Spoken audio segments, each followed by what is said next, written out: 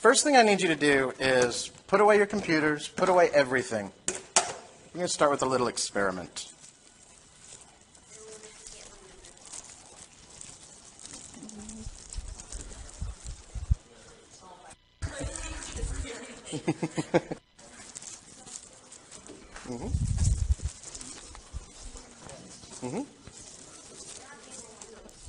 Yes, I am.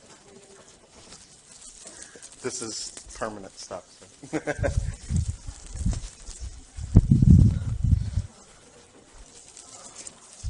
Unfortunately, this does not mean that you're getting food. I'm sorry. Yep.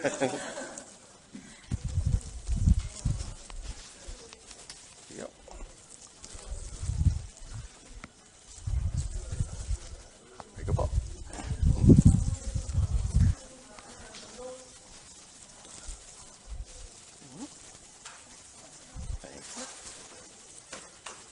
Okay. 1, 2, 3, 1, 2, 3, 4, 1, 2, 3, 4, 4, 8, 9, 10, 11, 12, 13, 14, 15, 16, 18. Okay. 1, 2, 3, 4, 5, 6. 1, 2, 3, 4, 5, 6. 1, 2, 3, 4, 5, 6. Okay. I need all the ones right here, all the twos right here, threes, fours, fives, and sixes.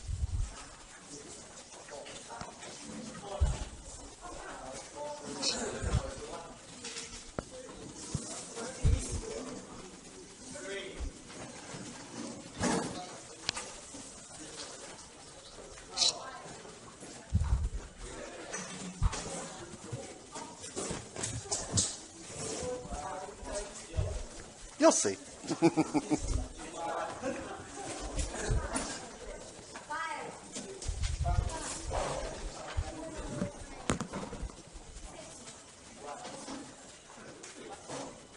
Hold on.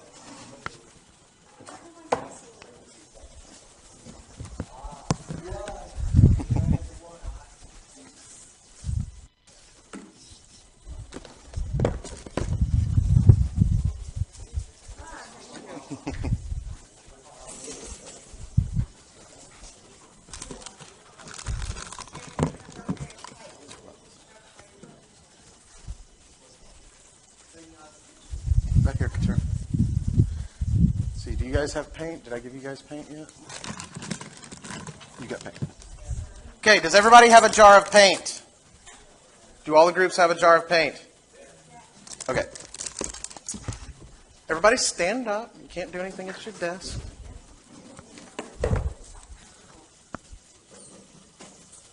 Oh, come on. Is there a button up there to choose the input? I guess so. Do you mind looking again and seeing it? The technology is kind of working, but hey, why don't you join this group over here? There you go. There we go. I thought when you're changing to HDMI. I'm not going to use HDMI today. That's all right. Okay. Here are the only rules. You cannot speak. You cannot use words or numbers. All right? I've given you gloves. The original plan was just to have you finger paint. But I know some of you don't want to get paint on your hands, so that's what the gloves are for. I'm going to give you a piece of paper. And it simply says, explain something.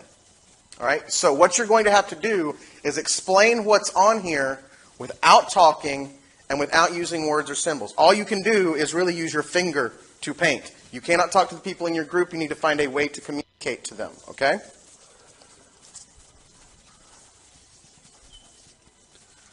And please do not tell the groups next to you what you have. Like, don't tell any... Well, you don't have any groups next to you.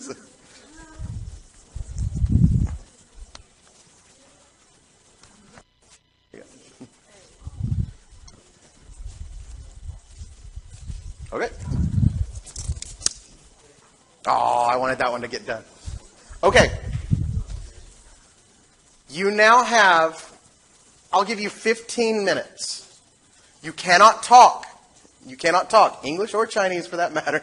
You cannot talk. You need to find a way to explain what is on your piece of paper. Go for it. Why don't you guys go over here? No talking. No talking. Ocean, no talking. No talking. Yeah, you can all see that paper. You can all see the paper. Yes. So you've got to find a way to communicate without speaking. No speaking. No talking, guys.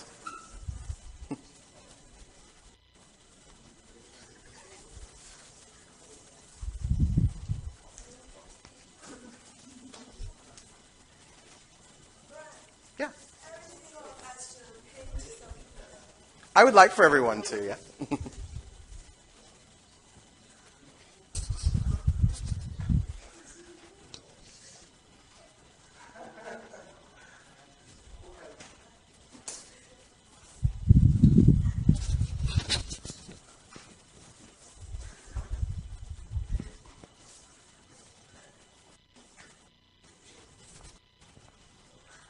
No, no, no, no, no, no, no, no.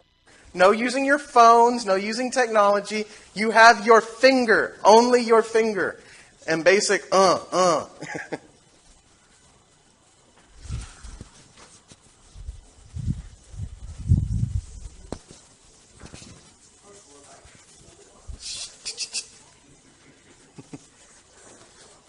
Explain it as fully as you can. We think this is enough. No, that's not what that is. Really? Yeah, Thunder. yeah. It's lightning. That's lightning. That's not thunder. Thunder is the sound. That's why it's going to be more difficult. But you have to be quiet because I don't want other people to know what you're working on.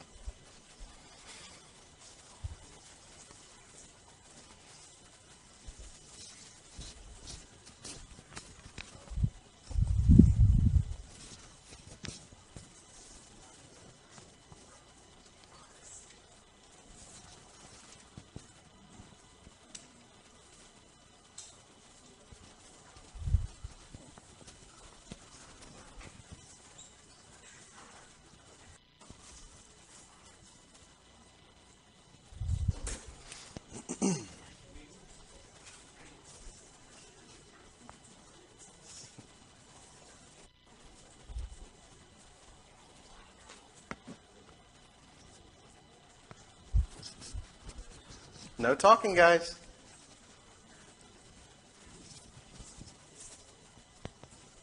Where did Alice go? He wants to wash the hand. Okay. You need another glove? What?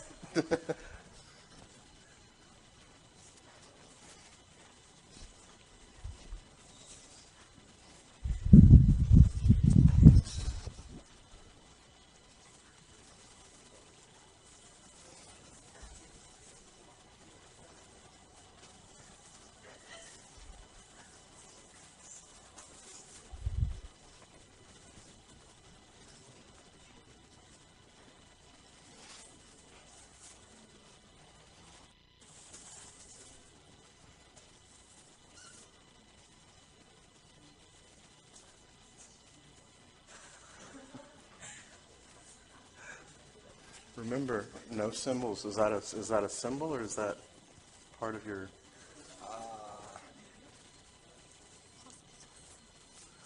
But we don't have no modern symbols. It's okay. So I didn't say that. So. I think it's fine because hospital they have a white cross and They it's do. red. True, true. Try to explain what's on your paper in as much detail as you can. We just have one word to explain, or we will. Just one word to explain. Okay. Use your whole canvas here. Yeah. Yeah, you're just doing one word, so use your whole canvas.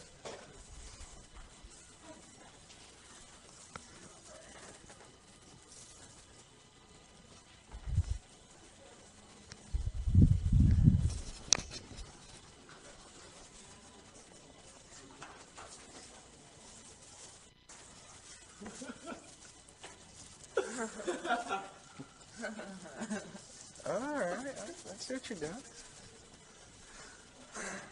I didn't think about it, but I really hope this paper is thick enough.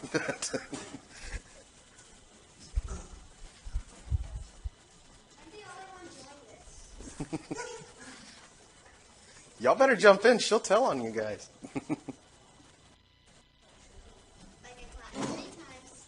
Paul, jump in.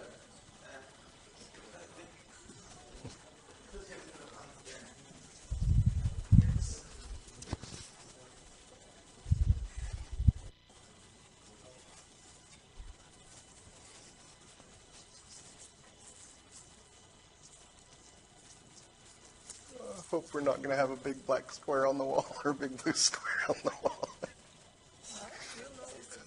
No, I know. I think you're okay. I think you're okay.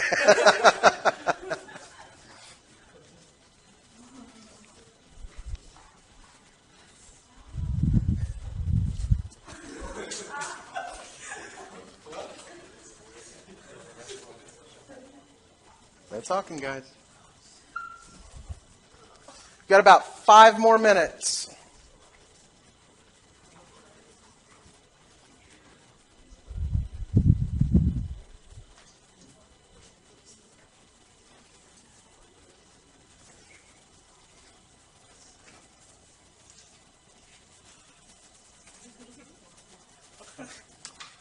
That's actually pretty cool. That looks really good.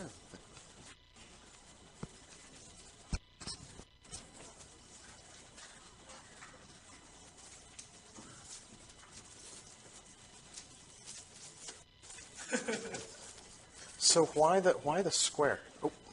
Oh, be careful. Yeah. Why the square? Why this here colored I in? can't tell you. Oh, Actually, no, don't tell me yet. Don't tell me yet. Don't tell me. I've got an idea.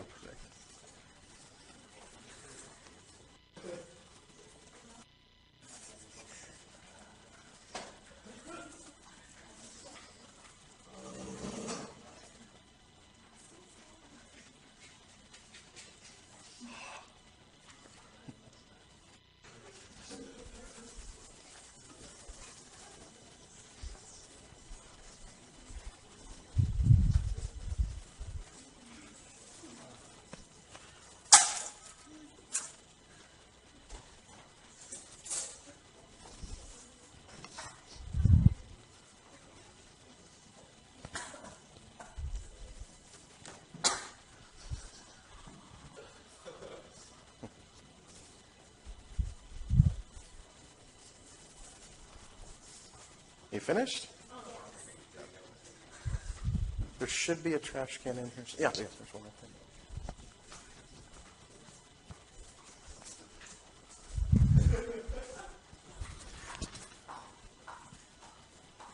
I used my fingers. Good.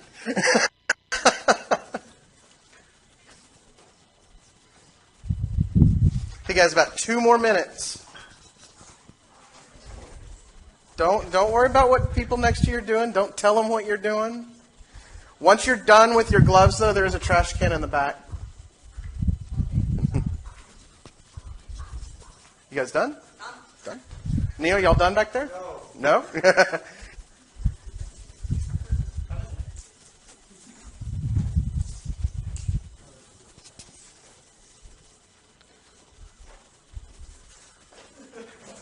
Don't worry, you're going to get a chance to see what's next. Go back with your group. You guys almost done over here?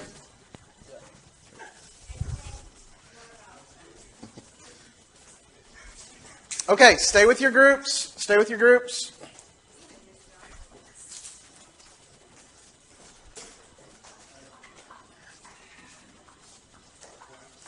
Yeah. Stay with your groups. Sorry. Okay. I want everybody to rotate this way to your left. 2 pictures. Rotate 2 pictures.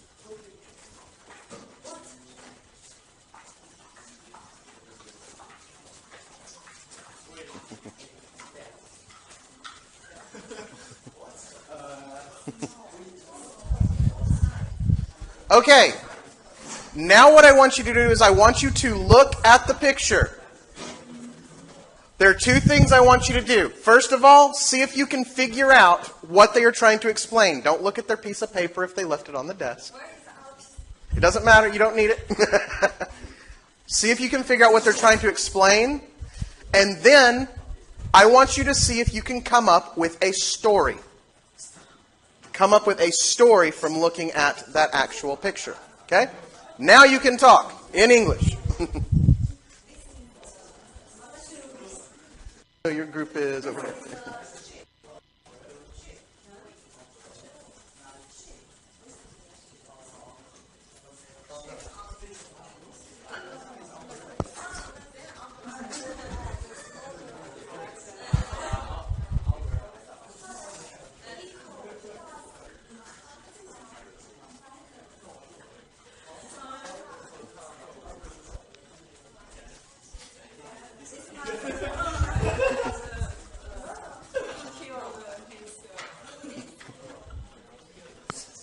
It's a joke.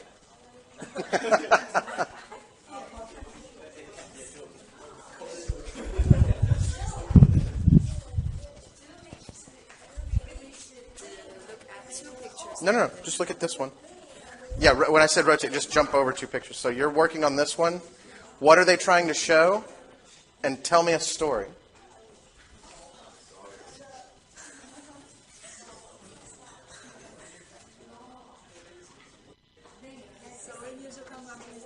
Mm-hmm. What is this picture trying to explain? Interesting.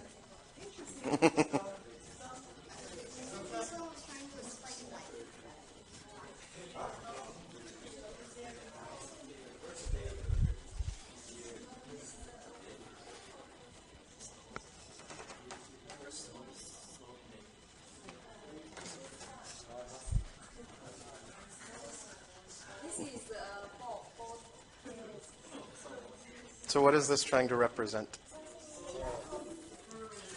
It's fine. I've seen it. I know. You've seen it already? You're supposed to look at it, man. But I think they have a major flaw. But no, you can't do that. You can't do that. All you're trying to do is look at it and see what it means. This is lightning. This is I know. Okay, guys, 2 minutes. 2 minutes to finish up. This is part of what we're talking about mythology, is you have to look at that, even though you know what it is on here, right? You need to come up with a story that's represented here. What does this show to you? What do you see here? And how can it be explained through a story? You have a person here. 2 people, actually. So look at what it's... Imagine this doesn't exist. All right?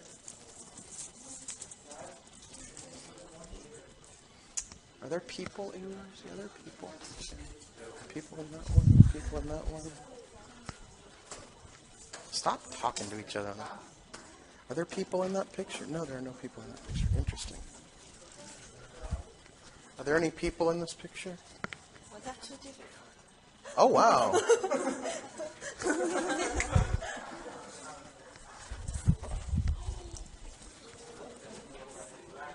Okay. Everybody go back to your desks.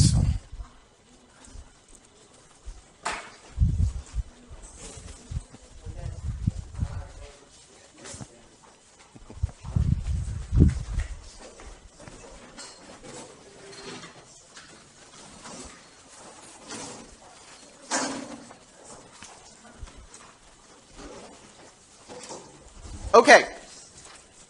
Let's start here. Somebody tell me a story.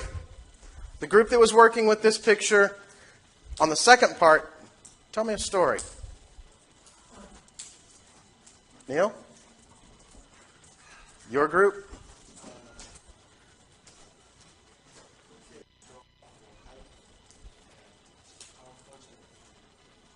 We were caught up in thunderstorm with lightning, and we had nowhere to go but saw a little packet. So we jumped in,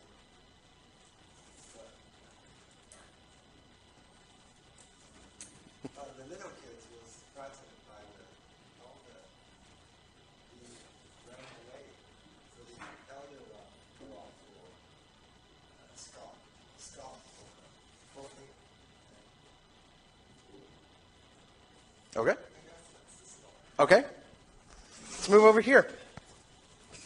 Whose group? Zoe, was this your group working over here on this one on the story? Tell me a story here. It rains heavily and a bottle came out, and suddenly two smoke come out from the bottom, and they become the dragon. Interesting. Okay. The dragon drinks the water, and All right. it becomes silent sea, calm sea. Ah, okay. So we're actually moving in this story. We are moving into this idea of the dragon and the representation. All right. Interesting. Tell me a story about this picture back here. It's a windy day, and kids want to go out and fly a kite, but the wind gets stronger and stronger, and the line was cut by the wind, and the kite fly away. Yeah. Okay. Okay. Thank you. Back here, Paul. Tell me a story.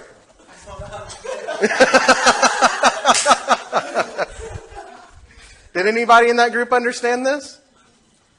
I think it means life. Life? Okay, can you tell us a story about it? One day, Jim went to school and ate lunch, a peanut butter and jelly sandwich. It was a sunny day, even though they were in a classroom. And The end. Okay. How about over here? Tell me a story about this picture over here. Once upon a time, there's a man in a hospital, and he takes too many raw medicines and ingests too many injections, and he died. Short and sweet. Okay. I want you to think about interpretation here, though. We're going to come back and look at this because there's something that can be said here with this idea of myth that's very interesting. Okay, finally, this picture over here. The winter is coming, and the weather is very cold. The snowman was born, but he is very, very cold. He was close to the fire, and he disappeared. The legend of the snowman. Cool. All right. Now, what we're seeing here is we're seeing a lot of attributes added to these pictures that actually don't exist. We're filling in the gaps here. Even if it's a short and sweet story, there's nothing there that really says that. We have to use our imaginations to figure out what it is. So, let's go back for just a second. The group that painted this, can y'all tell me what this is by looking at the picture?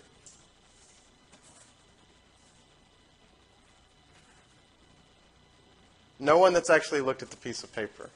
Neil. Does anybody know what this is?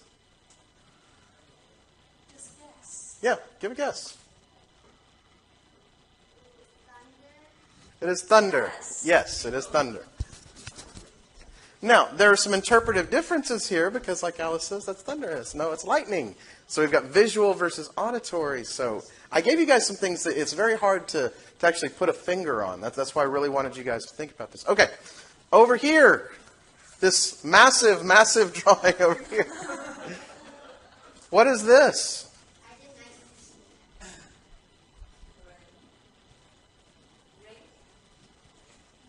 The guess is rain. Is it rain? Water? Huh? Steam? All right. Paul, what is it?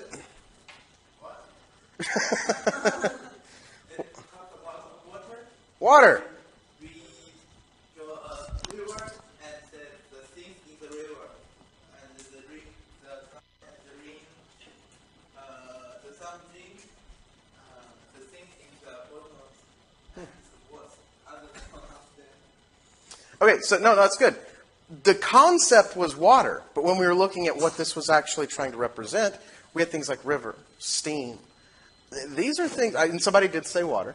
But remember, water is the big thing, but there are a lot of little things that we're trying to explain. We're reaching for explanations here. Okay, what about back here? Wind. Number 4?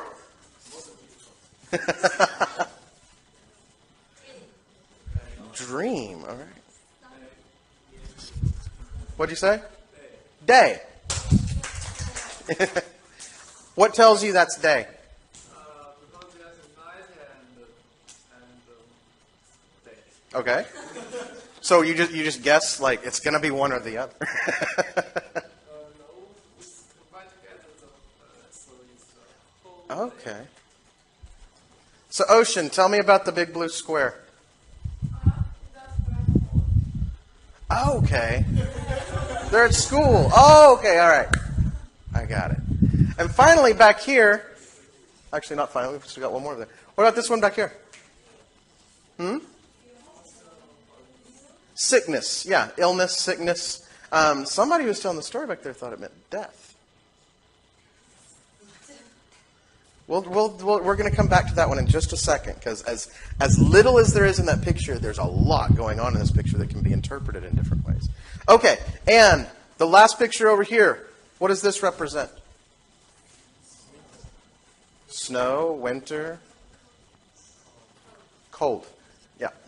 So we have these concepts of cold, but we want to explain it in a more tangible terms. We look for winter, we look for snow. We want to try and put things that we can see to a concept. We're trying to explain these things much in the same way myth works. Take yourself back a few thousand years and imagine, actually, let's go back about 5,000 years, 6,000 years. This is what we had. This is how communication worked, and this is what we have to study to understand kind of the birthplaces of communication through story. Remember, story was used to explain things. Myth, folklore, legend, these were all used to explain things. Now, I want us to look at this picture back here for a minute. There are 3 things in this picture. We have what we know today as the medical cross up here, even though, like you said, it's red, this is black. It put it in context of a person in a bed with a syringe, right? These are modern things. These are all things that we recognize. But let's imagine we don't know what this is. We don't know what this is right here. What else does that kind of look like? Use your imagination. Forget it's a syringe. Forget it's for medicine. What does it kind of look like? A church? A confession? What else, Keturah? A bird. What did you say, Neil? A monster?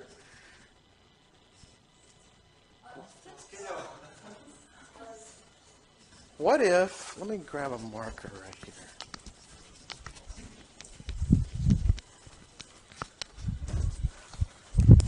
I don't have time to break out the paints or I would do the same thing. What if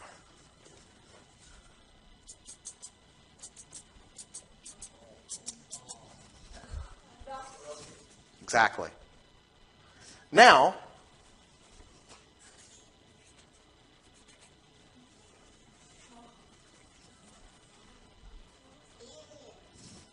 alien.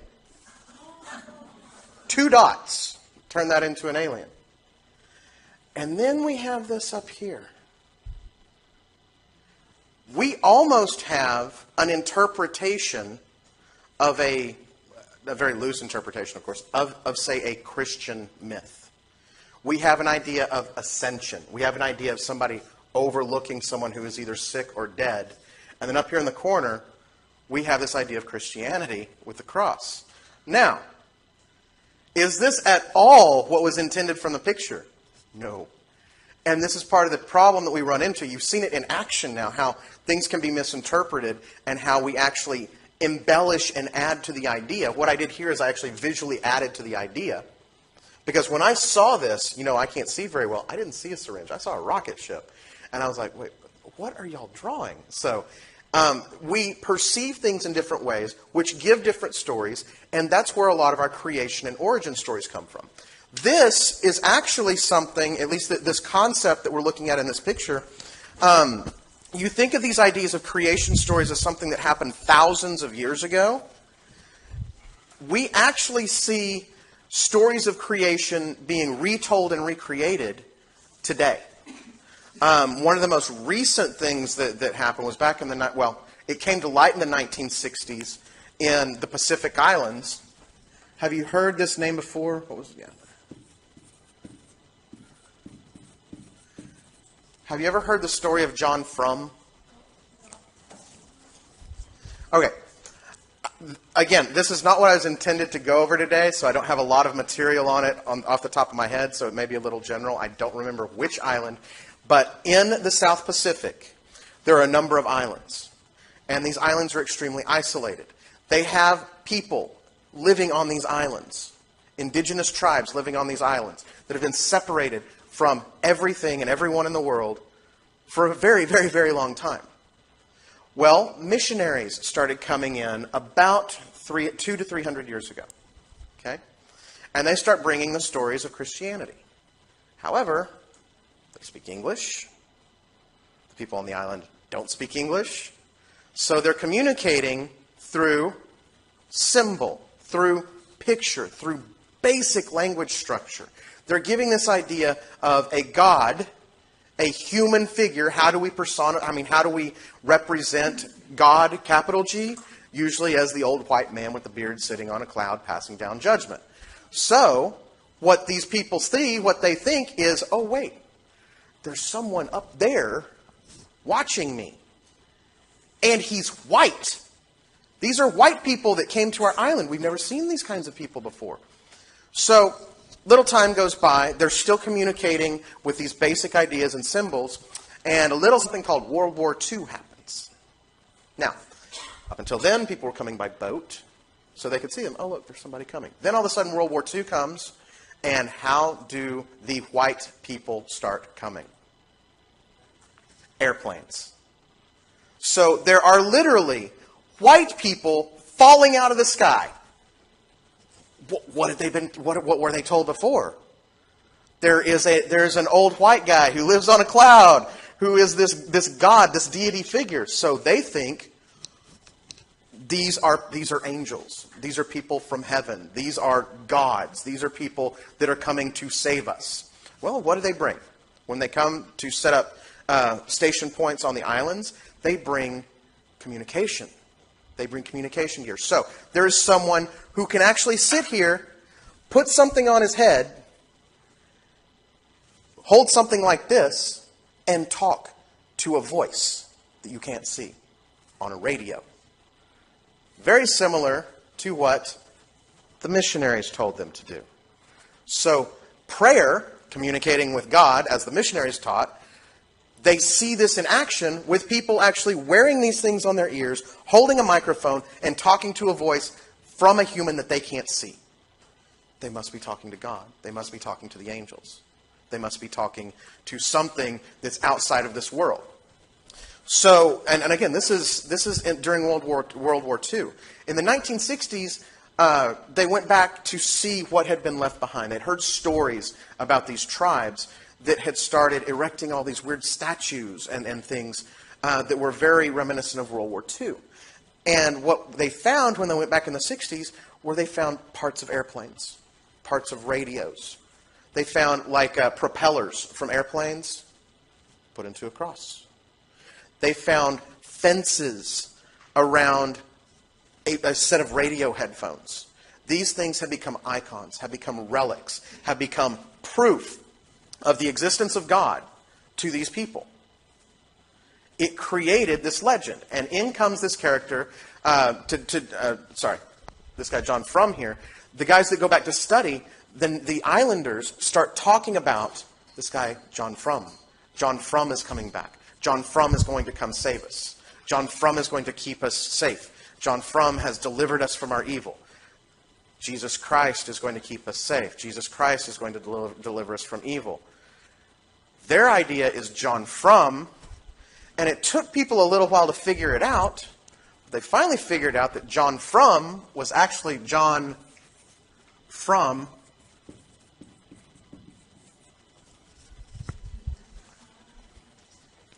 Hello, my name is John from America. They have very basic English skills. So, as a white man who fell out of the sky introduces himself as John from America, his name becomes John from America, which is then shortened to John Frum, F-R-U-M. So we see this idea of deities, of creation stories, actually being changed in modern society. And that's kind of what I wanted us to see today, because we're going to start with the creation story. We're going to start looking at the classical idea of the creation story today, which is very interesting. Another fair warning, a lot of sex and violence in today. Probably one of my favorite classes to teach here. But we're going to see that the ideas of creation are very interesting.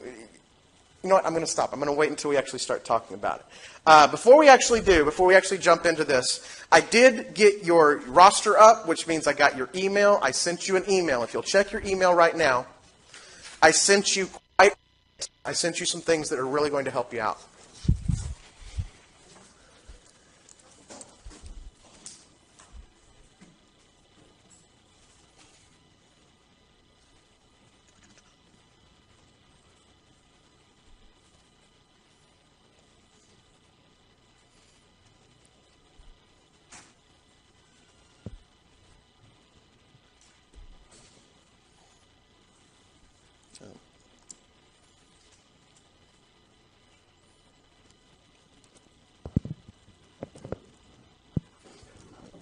Okay, here are the things that I've sent you so far.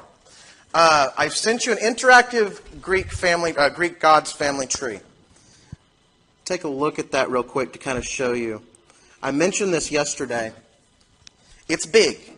It is very big, but don't worry. We are not covering everything on this family tree. There is no way that we can cover everything on this family tree because, like I said, it is huge, all right? Now, today, for example, we're going to talk about from here to here. But we're also only going to talk about from here to here. So we're doing this small area. There's a lot to do with the Greek gods and how they hooked up with each other. We'll talk about that more later. But we're going to focus on the key components. If it's something you're interested in, then I'll give you resources to go and find other areas. What we're talking about today is the idea of creation through what we call the primordial gods, through the Titans, into the reign of Olympus. And we'll go into a lot more detail about each one of those. But this is a really good map, and here's why. It is interactive. So if you want to know more about a particular deity, you simply click on it when the internet works. There we go. It'll take you to a Wikipedia page that will tell you more about that particular person. So if we don't get to cover it as much in class as you would like to, or if there's something you don't quite get, this will take you to a page where you can actually get more information about the Greek god or being.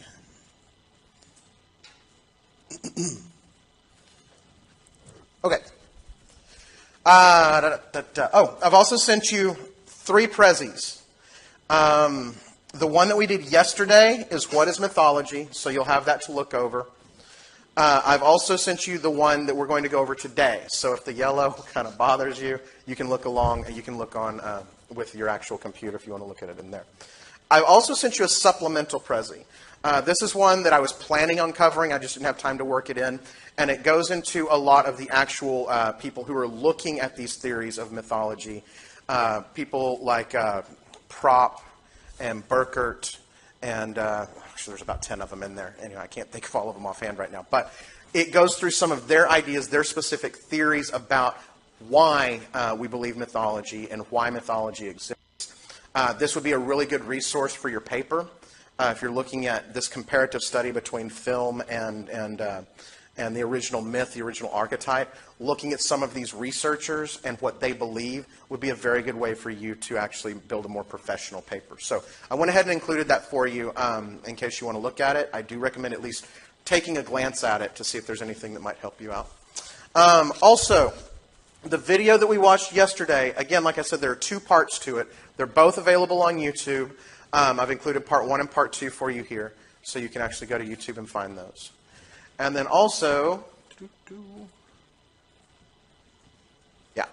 I've included your syllabus. So you have a copy of your syllabus, and then I've also included a printable version of the Greek God's family tree. These are 99% similar, this one and the interactive map. There are a couple of differences, but they are differences we will specifically address in class. Again, just because they're different doesn't mean that one is wrong. So don't think that you're looking at a right map or a wrong map or a right family tree or a wrong family tree. It's different interpretations. We're going to see a lot of this gray area, a lot of this fuzziness as we start talking about mythology. And we start to see why today.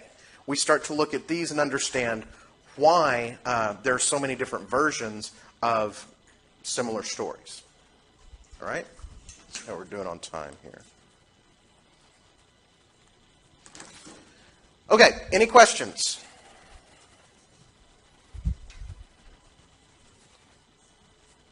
Okay, guys, let's take a 10-minute break, then we'll come back in, and we'll actually get started with the lecture. All right?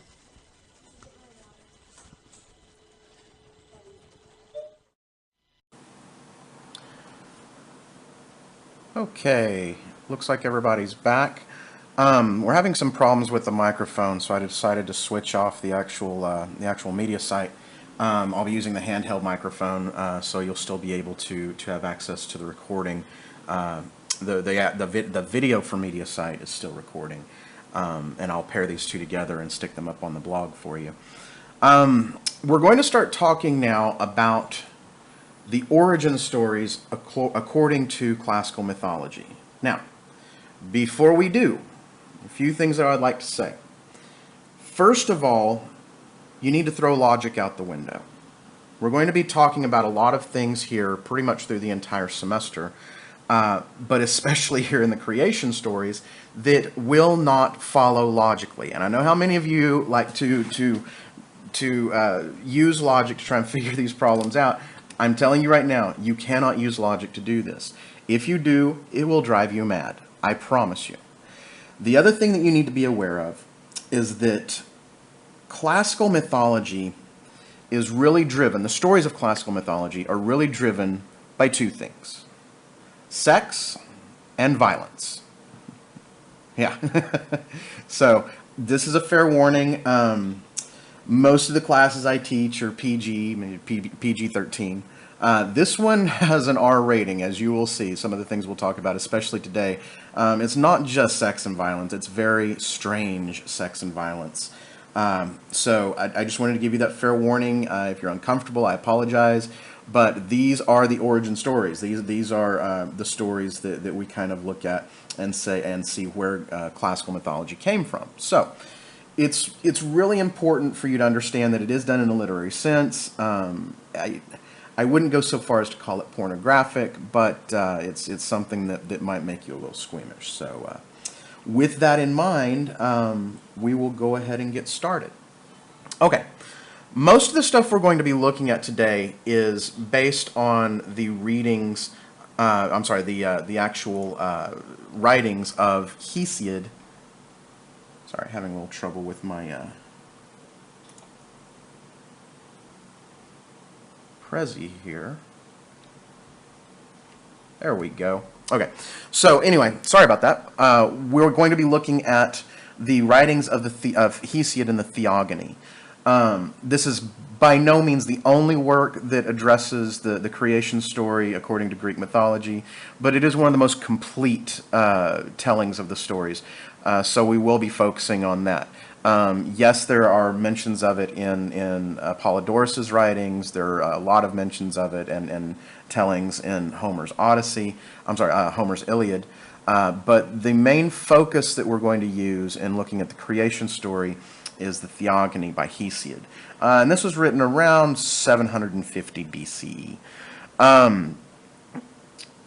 We also need to understand that what we're looking at here in terms of mythology is an idea of belief, and it is not what we would call doctrine. Now, when we look at modern religions, we have doctrines that say, in order to be a part of this religion, in order to be a Christian, in order to be a Muslim, in order to be a Buddhist, these are things you have to do. If you do these things, then you will be a Christian, a Muslim, a Buddhist. In terms of Greek mythology and in terms of how they viewed gods, there were no real doctrines. There was nothing that said, you have to obey these 10 rules in order to believe in Zeus. That wasn't the case. You need to think of it more in terms of scientific explanation. Now, what do I mean by that? When we're talking about the representations of the gods and representations of the Titans and what these deities represented, this was the way in which humans explained exactly what was going on. It was how they explained why the river ran a certain way. It was to explain why people died. It was to explain why babies were born, where babies came from. So instead of saying, like now, where we can say, oh, babies come from having sex, the man gets the woman pregnant, the woman carries the child for 9 months, the baby is born through a scientific process. Instead, that process was attributed to a particular deity, to a particular god or goddess. So in their quote-unquote belief of a god, what they're actually doing is using this as a scientific explanation. They believe this is why something happens. They believe this is how something happened. Not necessarily a set of rules that puts you into a specific group of people. So please keep this in mind when we're looking at this idea. It's not a religion. It is a set of beliefs that explain, remember we talked about this in the previous lecture, of what mythology does. These beliefs explain or give cautionary tales. They're something that people use in order to understand the world around them. Okay? Any questions about that? No? Okay. Let's keep moving then. Also different from how we view religion today as opposed to the belief systems back then, gods were not separate from the universe. They're part of the universe. Now, what does this mean? This means that there's no deity outside of creation. They are part of the creation. They just are. And there's no real origin story of the origin story of the origin story. There's no one thing that leads back to a single beginning. There is just this thing that we'll talk about in a minute called chaos, and within that, these things happen, and we'll go into a lot more detail about what these quote-unquote things are. But we still see, even in this thing chaos, that there are things that exist, and I'm using this word things a lot, mainly because there's no other really good word for it, but we'll assign what these specific things are as we move forward. Okay. So the Theogony addresses the nature of the gods, the types of gods. Gods in Hesiod's telling and in most Greek tellings, they are not omnipotent. They are not all-powerful. Things can happen to gods. Bad things can happen to gods. Gods suffer consequences of their actions. But one thing that does hold true across all of the stories is they are immortal. All right? This is one of the big things that separates the gods, the deities, from the humans. They are immortal. They cannot die. And as we'll see in a later lecture, we'll talk more about the relationship between the gods and the mortals, the immortals and the mortals. And we'll see exactly how that's used in a literary sense to help to explain a lot of different things in the world. Like I just said, there's no external creator. And furthermore, the gods are personified. Okay, so what do I mean by this? Like I mentioned earlier in the story about John Frum, they pictured this old man, old white guy sitting on a cloud. That's personification. Or for a larger word, anthropomorphism or anthropomorphization is another word that we'll use. This idea of personification made it easier to understand these different things that were going on, to understand these different ideas, because we can relate better to something that's like us.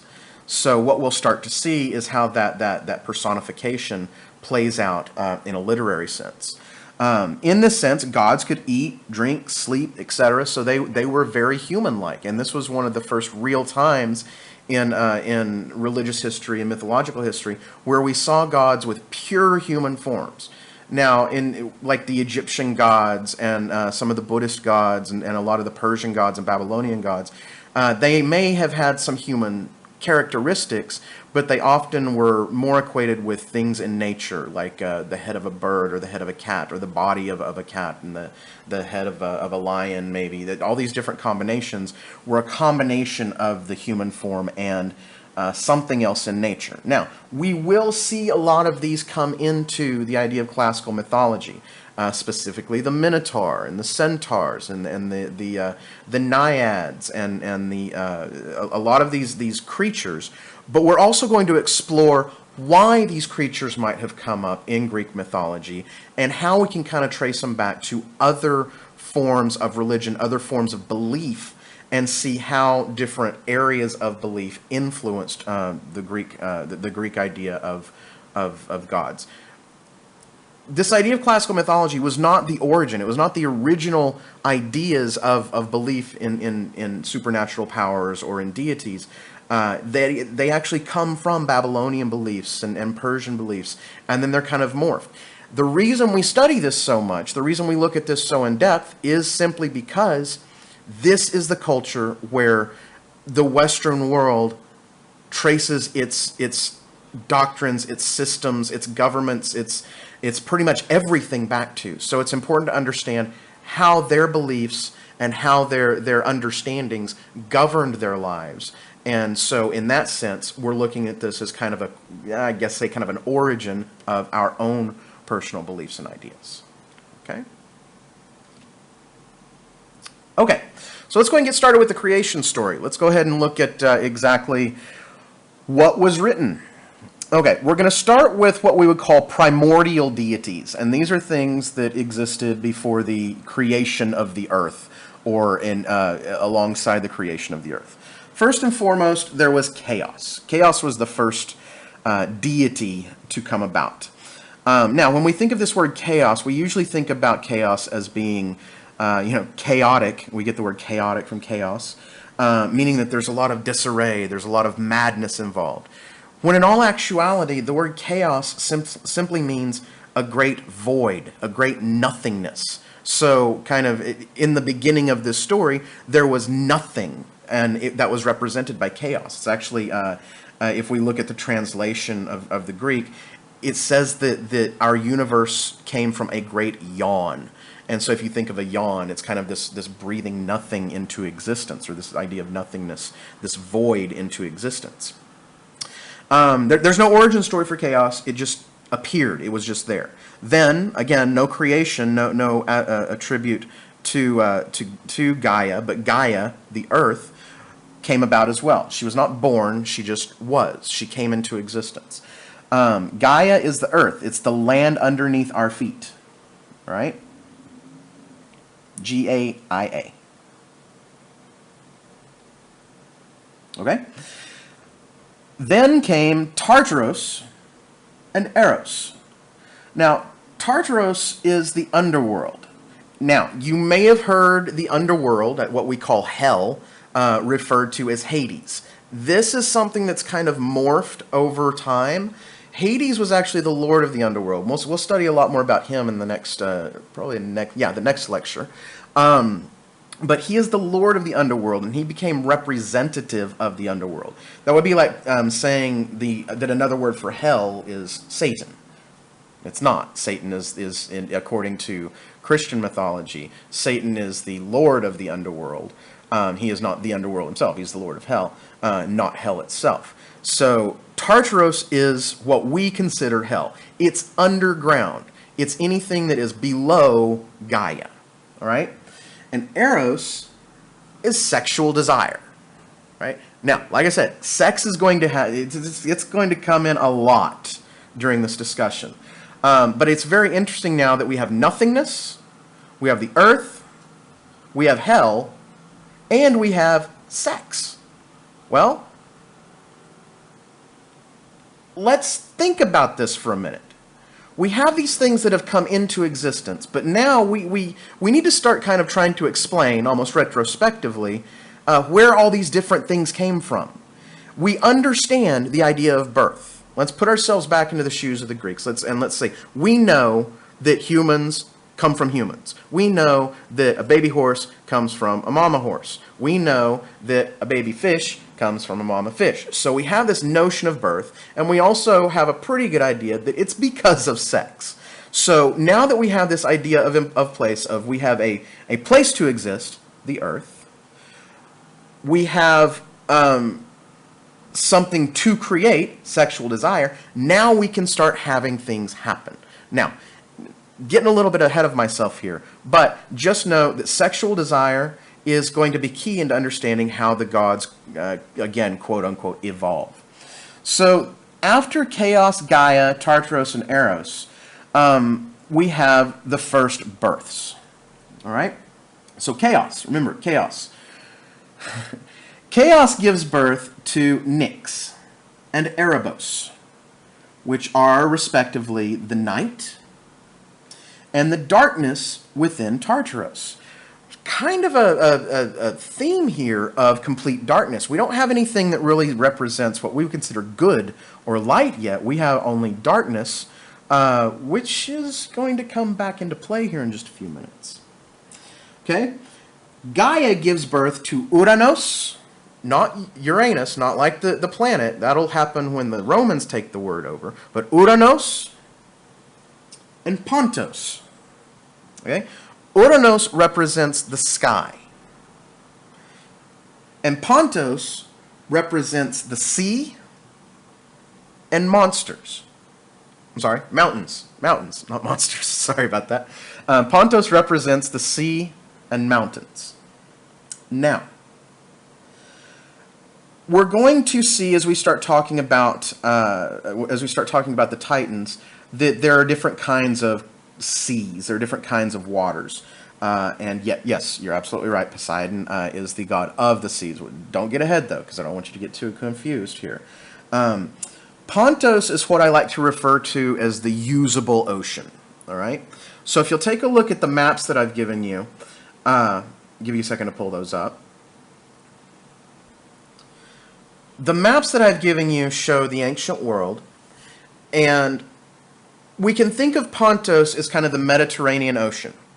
If you'll look at it, it's pretty much everything from Turkey over to the Straits of Gibraltar, or it may be labeled as the Pillars of Hercules, as this is a representation of an ancient map.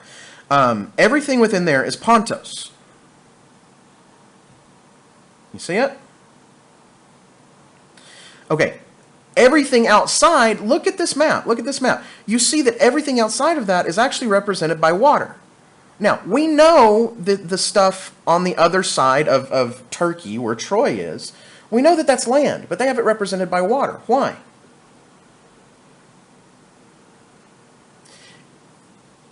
Exactly. Because they don't know. That's as far as they've gone.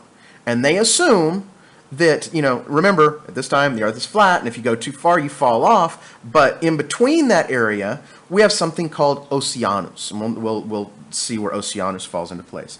But it's still seen as water. It's not land, because land you can walk on. Water, you sink and you drown, right? So we see this idea of Pontos as the usable ocean, the ocean that we have mapped, the ocean that we have charted, the area between, say, Turkey and the Straits of Gibraltar, and down into the top parts of Africa. So, as we see, it's represented. We'll talk a lot more about those monsters on the map. Trust me, those monsters are really cool to get to. But we'll look at those a little later. What you need to know about Pontos, hint, hint, maybe on a quiz. Pontos is the charted area. It is the usable ocean. Okay? Any questions? All right. It's about to get dirty. Okay. Yeah, I had a little fun with this presentation. Sorry, I wanted to make it kind of lighthearted, because if not, it can get pretty serious and pretty dark pretty quick. So. Yeah. Okay, so Knight and Erebos hook up. You know what hook up means, right? Yeah. So let's just say they hook up. They have sex, and they give birth to Ether. Now, look at the spelling here. Aether. Make sure that you have the spelling here. Now, ether is the bright upper air. And Night and Erebos also give birth to Hemera, which is the day. Now we have light. We have light born from darkness. We have something coming from nothing. We can now, again, air quotes, see what is going to happen. And just in time, because what we're about to see is pretty gross, right? Gaia sleeps with her son Uranus. Yeah, I know. Okay, all right. Gather yourself. All right. And apparently they enjoy it because they have 12 children, right? And yeah, and these are what they call the Titans, all right? Now, like I said, I'll let you gather yourself.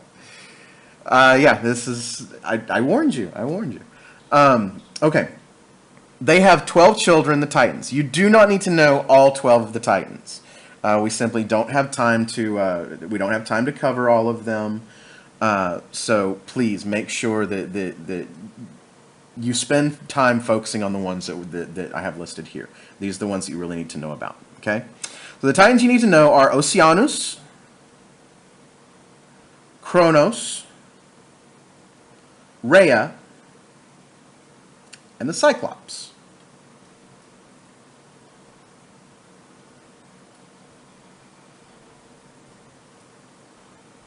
Okay, you got all that?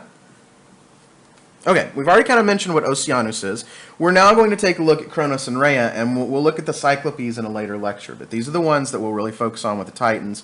Again, we just don't have time to go through all the Titans before we move into the Olympians and the rest of the story, so they say. So, you would think that everything's in existence, but all is not well. Dun dun dun.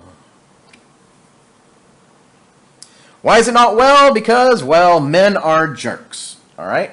We're going to look a lot at how females are viewed in terms of classical mythology, and it starts with the origin story. So there's this kind of literary idea that even all throughout history, men dominated women. As I hope we'll understand through this semester, it's not exactly the case. But I'm getting ahead of myself. I don't want to do that too much. It's just I get really excited when we talk about this. This is one of my favorite stories, and also I like the way that that men tend to misinterpret women's roles, and it's very interesting. Okay, but again, getting ahead of myself. So, okay, Uranus, all right. Uranus does not allow his children to be born. Now, let's kind of visualize this for a minute. Sorry, now we're having technical difficulties. Sometimes this happens. I do apologize. Okay, sorry about that. Let's get back on track. All right, Uranus does not allow his children to be born. The way that the story goes is Gaia is pregnant with a child. And she goes into labor. Ooh, get ready to have the baby, right?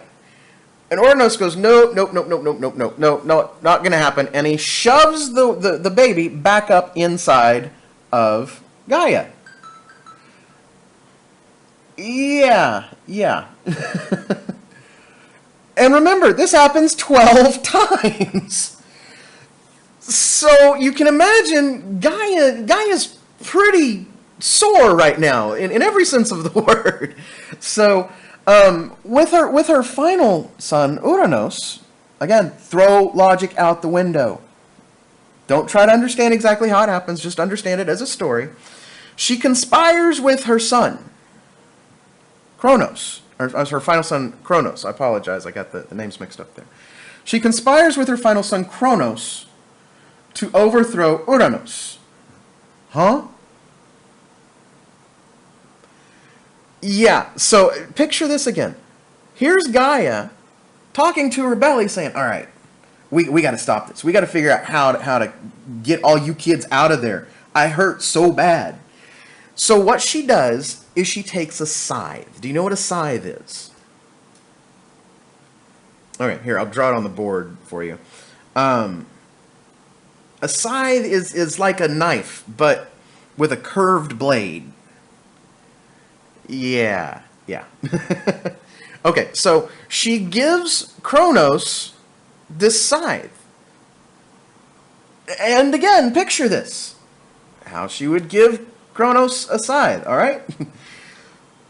So, okay, Ouranos comes to have sex with Gaia again. And as he gets ready, you guys get ready, because I'm telling you, it's going to get gross. As he inserts his penis into Gaia, Kronos cuts it off. Yes, he cuts it off with the scythe.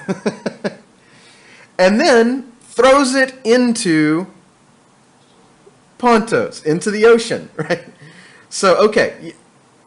Yeah. Yeah. I think this is as bad as it's going to get. I don't think it's going to get quite as bad in the future, but yeah, I did warn you. Okay, so the severed genitals of Ouranos becomes Aphrodite.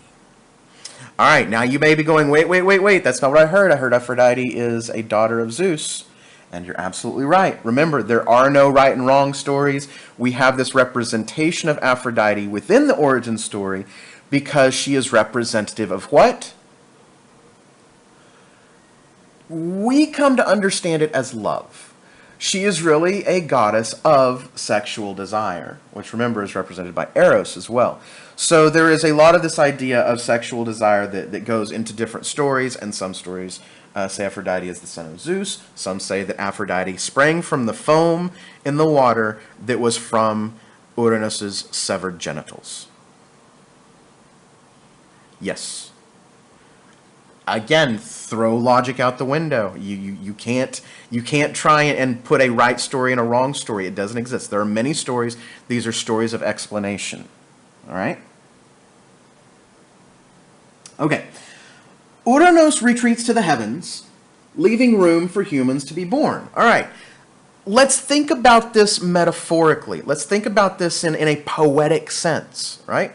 We've looked at some of the poetry here. We've come to understand that these are all metaphors. So let's picture it. All right, we've got Gaia, the earth. We've got Ouranos, the sky, on top of each other. And repeatedly on top of each other. They're having sex. They're pressed together, right?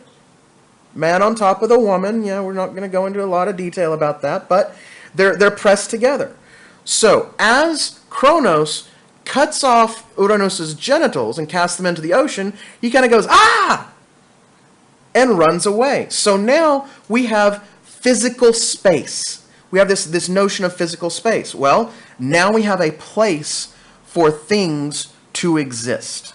We've had the earth. We've had the sea. We've had these mountains. We've had everything that is kind of a foundation layer, but nothing's been there yet. There's nothing there yet. Why? Because with Uranus on top of Gaia, there hasn't been time for it. I mean, I'm sorry, there hasn't been a place for it. Now that Uranus has retreated and become what we now think of as the sky, there is now physical space for these things to exist. Got it? Also, so now all the Titans are born, including Kronos. Now, we look at this word Kronos, and a lot of people try to equate the Titan Kronos with time. Doesn't work. They don't. They're not spelled the same. You know, the Chinese language has these different inflections. Right? Yeah, I know I did it wrong. But they have these different inflections. Kronos is said one way in Greek. There's also Chronos. I over-exaggerated here so you knew the difference. One means time, one is a Titan. Here's the thing, though. Both of these words existed, or I'm sorry, the word Chronos existed, meaning time, as Hesiod is telling the story of Kronos. And based on the poetry, it's pretty obvious that he was playing with this idea. So if we look at this, if we look at the poetry, which I'm going to encourage you to do on your own, you can see how Kronos becomes metaphorically representative of time. What you need to know, though, is that he didn't originally represent time. It was something that came to be a poetic metaphor, a sense of irony, as we explain what happens. But if we look at it in this sense, Kronos, the idea of time, can now exist because Kronos, the god, I'm sorry, the Titan, the deity, is now released from Gaia, is now released from the earth. So now we have a place, we have space, and we have time. So the world as we know it, the universe as we know it, can now begin. Any questions so far?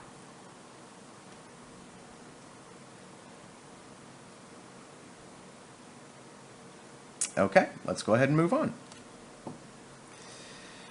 Like father, like son. Okay, so Uranus and Gaia have been doing their business.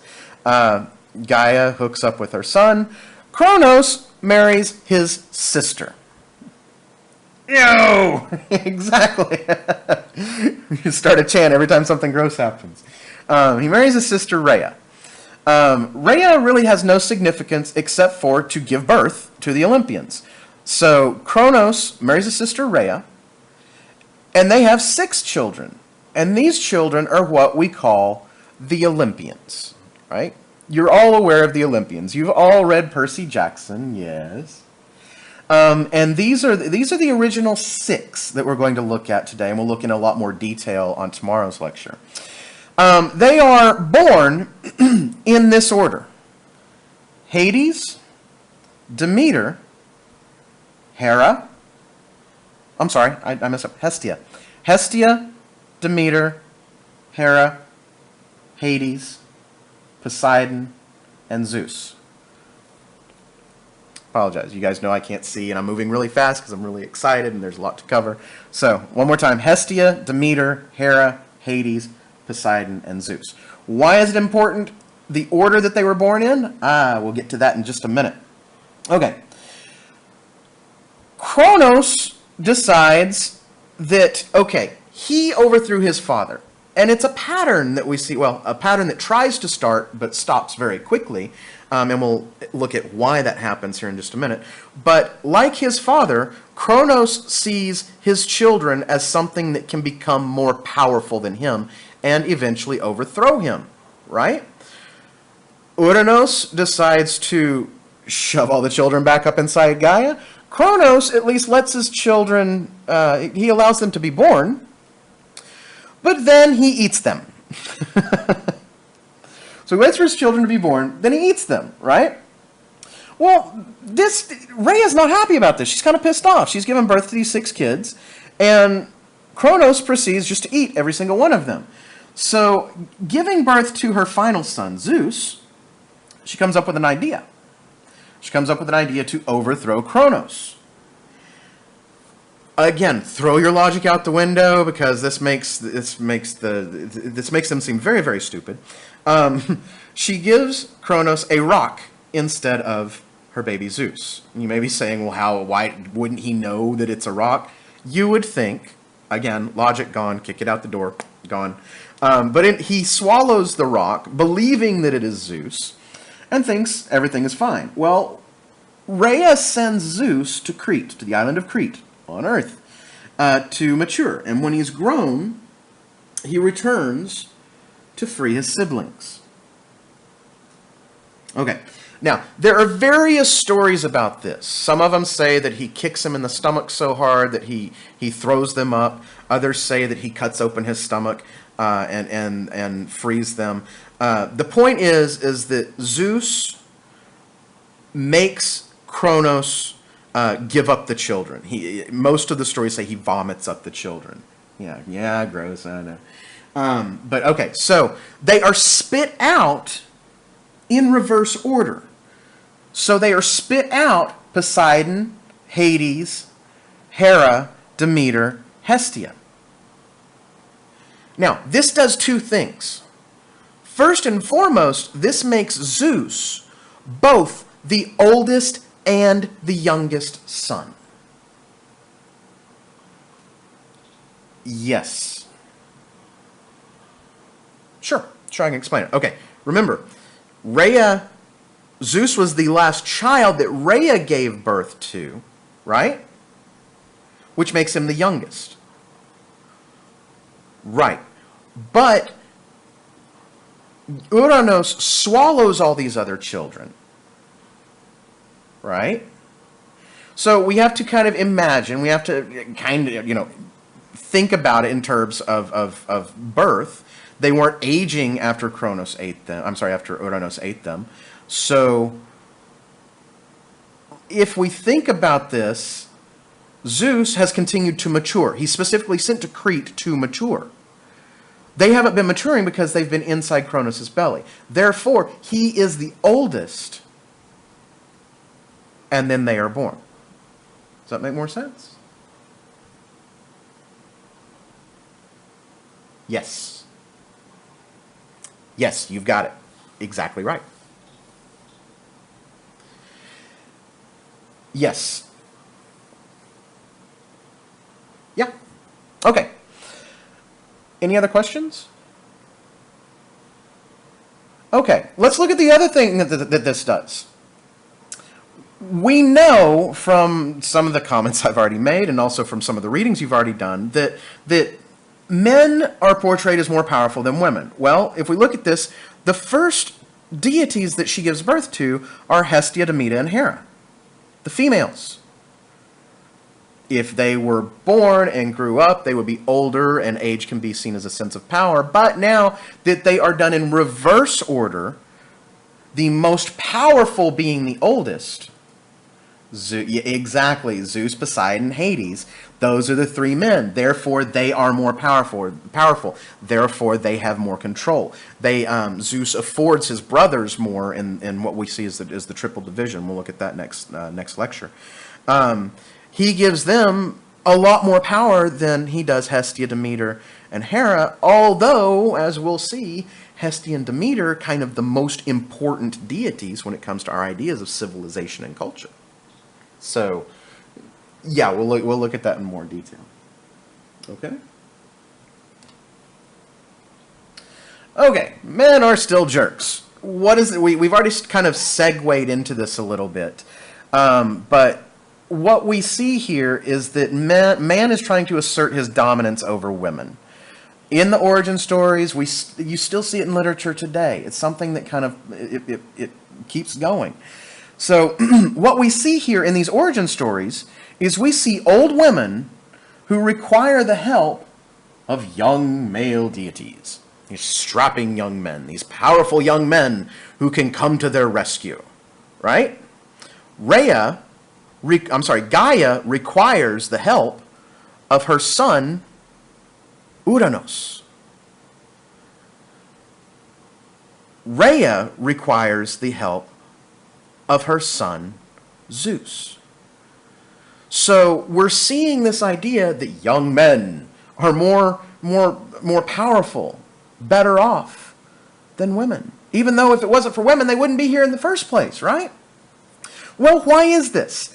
What we see in some of these origin stories, metaphorically and just outright, is that a lot of these stories and a lot of the ways that women are portrayed, we see that this kind of reflects psychological anxieties of males about coming to maturity, right?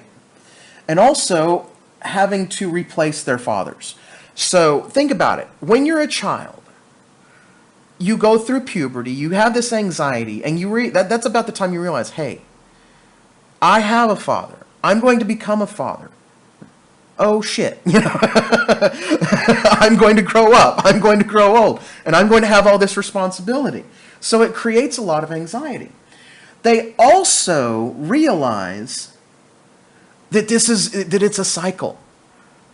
Now, this happens further on in maturity. This is something that I see now. I see that eventually my son is going to replace who I am, which creates even more anxiety. So the idea of puberty is almost like drawing back a slingshot or a bow on these ideas of anxieties and things that you go through. You get set up for it in puberty. You understand that you are going to become a man and you're going to have these responsibilities and you're going to have children, and then your children, oh no, they're going to become you. They are going to become, not necessarily, there's a lot of anxiety there too, of course, but they are going to become fathers. They are going to become husbands. And then you know what you went through and how anxious you were during that, and then you get more anxious because you know they're going to be anxious. So Freud deals a lot with this, and we'll look a lot at Freudian theory as well. But just know that it kind of reflects this idea of psychological anxiety, right? And also this anthropomorphism, remember we talked about this word before, it also kind of metaphorically represents the development of civilization.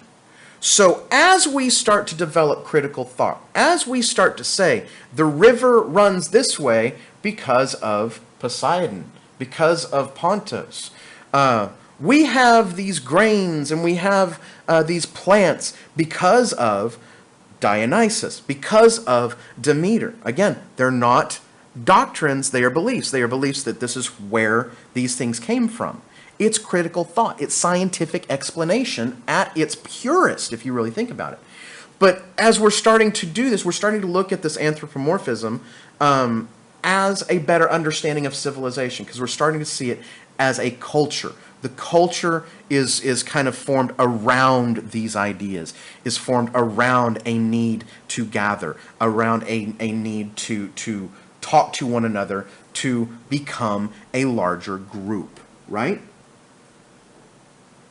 And then, of course, something that we will talk in great detail about tomorrow. These stories represent the anxieties of the power of women, because, yes, women are powerful. And yes, they are powerful. Women are very powerful. Think about it this way. Why else would we go to such great lengths to try to suppress their power if they weren't so powerful? And seriously, I don't want to get too far ahead. I tell you what, why don't you save that question, and we will begin tomorrow's lecture with that question. Because that's actually a very, very good place to start when we start looking at the mortals' relationship with the immortals. Okay, guys, any questions? I want to go ahead and stop here. That is a lot of information to take in one lecture. So, again, I want to give you a little bit of time here to ask any questions. Some of you are just still like deer in the headlights over the sex talk.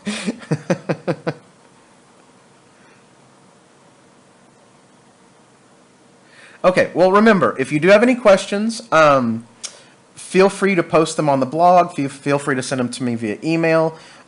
Feel free to send it to me on a WeChat. I'll be happy to talk to you about it on WeChat as well. We can set up a face chat if you want. Okay. No other questions?